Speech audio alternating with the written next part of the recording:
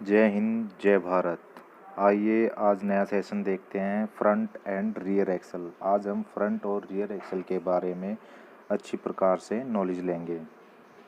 Front और rear axle, car को आगे बढ़ाने के लिए हमें एक्सल और स्टीयरिंग सिस्टम की ज़रूरत होती है जो पावर को पहियों तक ले जाते हैं।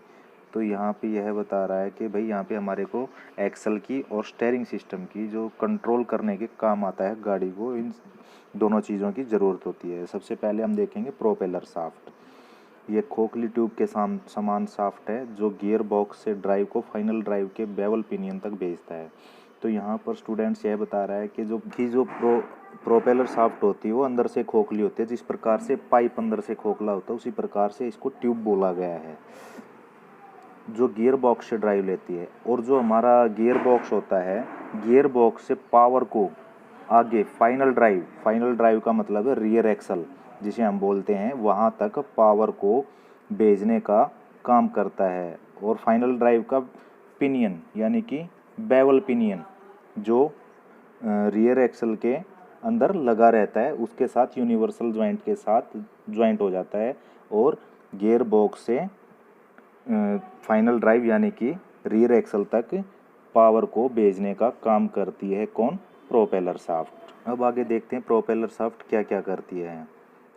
शाफ्ट, इस पर मुख्य रूप से टॉर्सनल का लोड सहन किया जाता है कि भाई जो आगे से हमें इंजन से पावर मिली है, जो मोड़ देने वाला बल है या पावर है, उसको यह सहन करती है, एक्सेप्ट करती है। तो यह ट्यूब के जाल से बनाया जाता है। इसे डायनेमिक रूप से संतुलित भी होना चाहिए कि भाई ये खोखली ट्यूब के समान बनाया जाता है। इसको जिस प्रकार से ट्यूब होती है, कोई पाइप होती है, इसे डायनेमिक होता है कि जैसे हमारा साइकिल का रिम होता है या पहिया होता है, व्हील होता है, उसके अंदर कोई भी बल आ जाता है तो वह वाइब्रेट करता है, बबलिंग करता है। तो उसी प्रकार से इसको डायनेमिक संतुलित होना चाहिए कि भाई ये बिल्कुल जो है ना फ्लैट होनी चाहिए, इसके अंदर कोई बल नहीं होना चाहिए ताकि यह एक अच्छे व्हील की तरह बिल्कुल सीधा घूम सके, गोलाई में घूम सके, इसके अंदर कोई बबलिंग ना हो।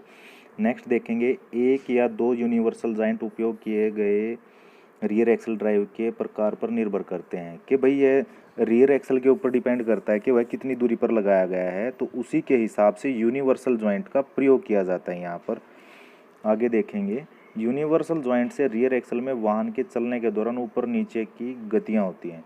तो यूनिवर्सल जॉइंट क्या इसलिए लगाया जाता है स्टूडेंट्स, ताकि उसको डिफरेंट एंगल पे पावर को भेजा जा सके, क्योंकि जो अपनी पावर यूनिट होती है वह अगले हिस्से में और ऊंचाई पर लगी होती है, लेकिन रियर एक्सल पीछे की तरफ नीचाई में लगा होता है।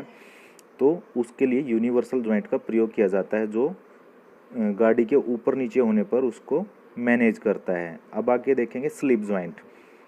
ड्राइवर के प्रकार पर निर्भर करते हुए स्लिप जॉइंट शाफ्ट में हो सकता है कि भाई स्लिप जॉइंट होना बहुत ज़रूरी है, ताकि क्योंकि गाड़ी ऊपर नीचे होती है तो उसकी जो लेंथ होती है, लंबाई होती है, उसमें थोड़ा सा परिवर्तन होता है।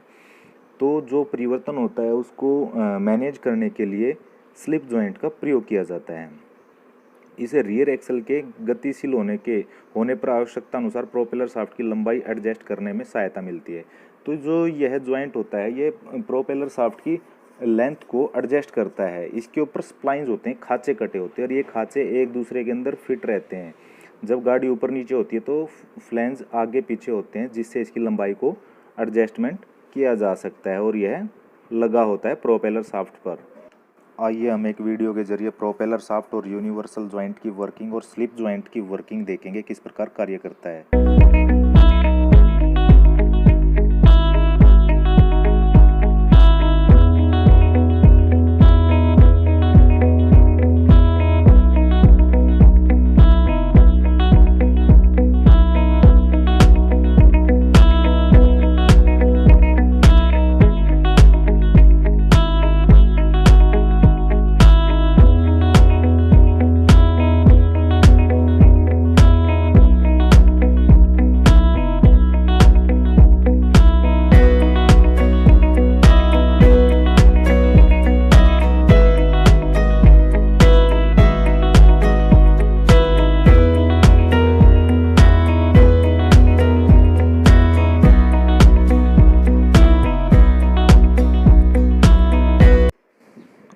हम देखते हैं फ्रंट एक्सल। फ्रंट एक्सल आमतौर पर स्टील का ड्रॉप फोर्जिंग है कि भाई ये स्टील का बनाया जाता है फोर्ज करके। एक्सल को वाहन के लोड के कारण बेंडिंग लोड, झुकाव लोड, झुकने का लोड और साथ ही पहियों की ब्रेकिंग के कारण टार्क का लोड लेना पड़ता है। जो भाई आगे का फ्रंट एक्सल होता है उसको क्या है कि जो भी उसके ऊपर वजन पड़ता है सारा का सारा वजन का लोड जो है उसे उठाना पड़ता है, जो एक प्रकार से मोड़ देने वाला बल होता है। और साथ ही पहियों की ब्रेकिंग के कारण टार्क का लोड लेना पड़ता है। और जैसे ही हम ब्रेक लगाते हैं तो उससे भी उसके ऊपर मोड़ देने वाला बल यानी कि पावर लगती है। जब हम ब्रेक लगाते हैं तो उसके ऊपर मोड़ देने वाला बल लगता है। इस कारण फ्रंट एक्सल को बीच वाले हिस्से में अंग्रेजी के आई सेक्शन से बनाया जाता है। तो बच्चों कई बार आपके फाइनल एग्जाम में पूछा जाता है कि फ्रंट एक्सल को या फ्रंट एक्सल किस प्रकार का बना होता है, तो आपको बताना है आई सेक्शन का, जबकि इसके सिरे गोलाकार या अंडाकार होते हैं। तो एक नंबर का क्वेश्चन यहाँ पे भी पूछ लेता है इसके सिरे किस प्रकार के होते हैं, तो आपको बताना है गोलाकार और अंडाकार। चलो स्टूडेंट्स, अभी आपको एक वीडियो के ज़रिए दिखाते हैं कि फ्रंट एक्सल किस प्रकार से वर्किंग करता है और काम करता है।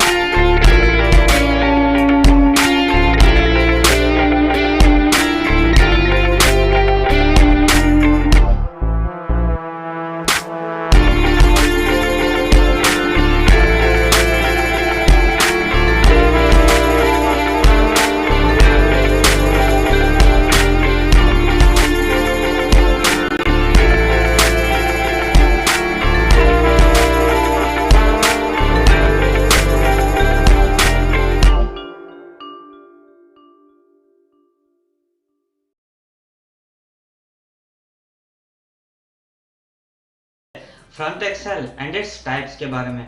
तो चलिए शुरू करते हैं। फ्रंट एक्सल व्हीकल के आगे के वेट को उठाता है और फ्रंट एक्सल की मदद से शॉक्स को एब्जॉर्ब किए जाते हैं। फ्रंट एक्सल के 5 मेन फंक्शंस है। पहला फंक्शन ये है कि वो व्हीकल के वेट को उठाता है।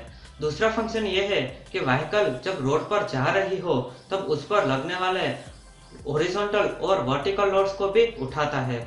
तीसरा फंक्शन ये है कि व्हीकल पर लगने वाले टॉर्सनल और बेंडिंग स्ट्रेसेस को भी झेलता है।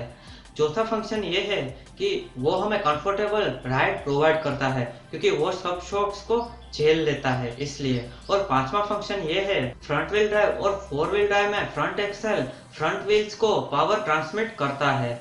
अब आता है फ्रंट एक्सल के कंपोनेंट्स।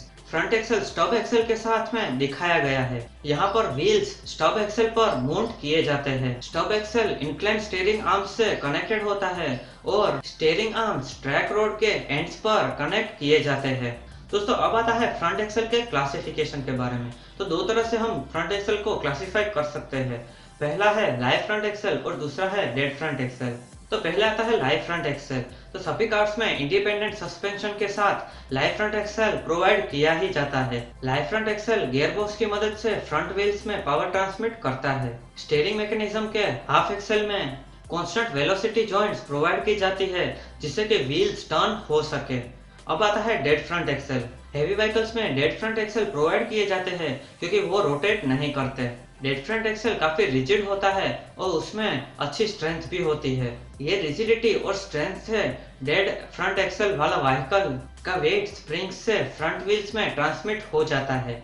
ये एक्सेल को व्हीकल के वेट्स की वजह से बेंडिंग लोड्स उठाने पड़ते हैं और जब व्हीकल ब्रेक लगाती है तब उसको टॉर्सनल लोड्स उठाने पड़ते हैं।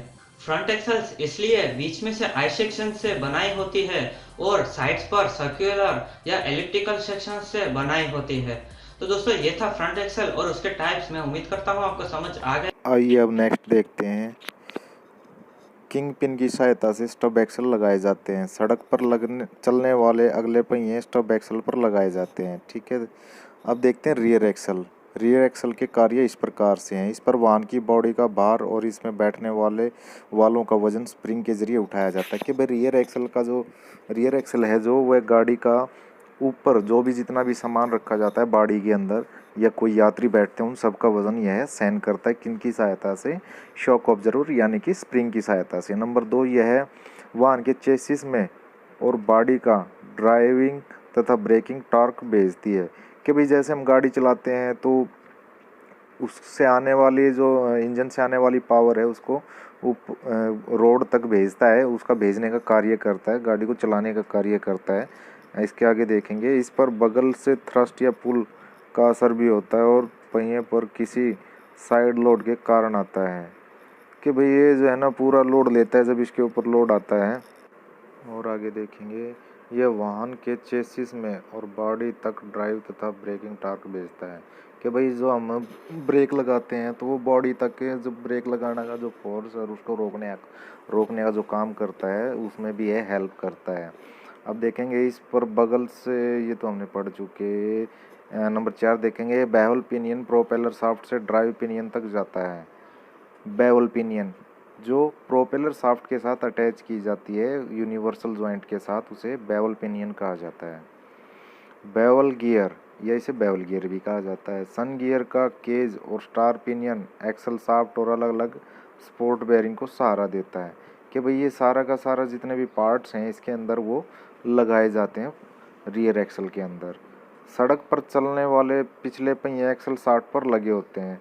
तो भाई जो सड़क पर जो पहिए चलते हैं वो एक्सल, इसके अंदर एक एक्सल लगा होता है जो क्राउन व्हील के साथ अटैच होता है और वह पावर को रोड तक भेजता है पहियों की सहायता से जिससे गाड़ी आगे चल सके।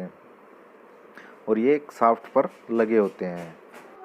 और आगे देखेंगे इसकी डिफरेंशियल प्रक्रिया से मोड़ते समय अंदरूनी पहिए की तुलना में बाहरी पहिए अधिक आसानी से चलते हैं। कि भाई जब हम गाड़ी को मोड़ काटते हैं तो हमारे को बाहर वाले पहिए को ज़्यादा पावर देने की ज़रूरत होती है, आवश्यकता होती है, उसको ज़्यादा टर्न करना पड़ता है बजाय अंदर वाले पहिए के। इसीलिए डिफरेंशियल का इस्तेमाल किया जाता है। इसके अंदर क्राउन व्हील, सन गियर और स्टार गियर लगे होते हैं जो इसको घूमने में सहायता करते हैं। जो अंदर वाले पहिए की पावर होती है वह बाहर वाले पहिए को भेज दी जाती है जिससे गाड़ी आसानी से मूव कर सकती है, घूम सकती है और अब अंदर वाले पहिए की पावर को बाहर वाले पहिए तक भेज देती है। यह डिफरेंशियल का कार्य है।